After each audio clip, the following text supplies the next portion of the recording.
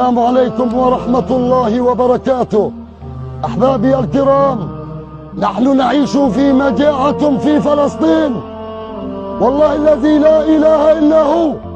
كان يأتي على النبي صلى الله عليه وسلم الأسودان التمر والماء، ولا يوجد في بيت النبي صلى الله عليه وسلم إلا الأسودان التمر والماء.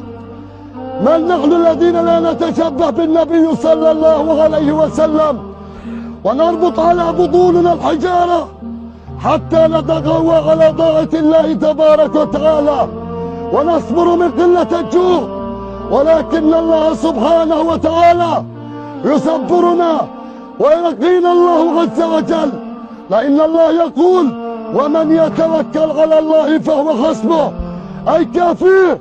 من أنتم الذين تنظرون إلى إخوانكم في فلسطين وبالأخص في شمال قطاع غزة؟ نحن نموت كل يوم جوعا.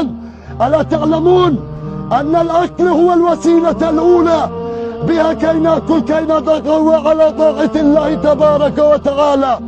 يحاربوننا في الجوع كي لا نتقوى على طاعة الله عز وجل. إذا أكلنا نتقوى على طاعة الله، وإذا لم نأكل نضعف.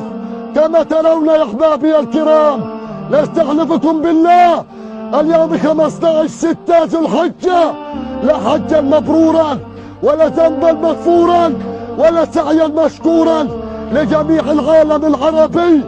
أما لأهل غزة ولأهل فلسطين حجا مبرورا وسعيا مشكورا وذنبا مغفورا ورباط إلى يوم الدين. والسلام عليكم.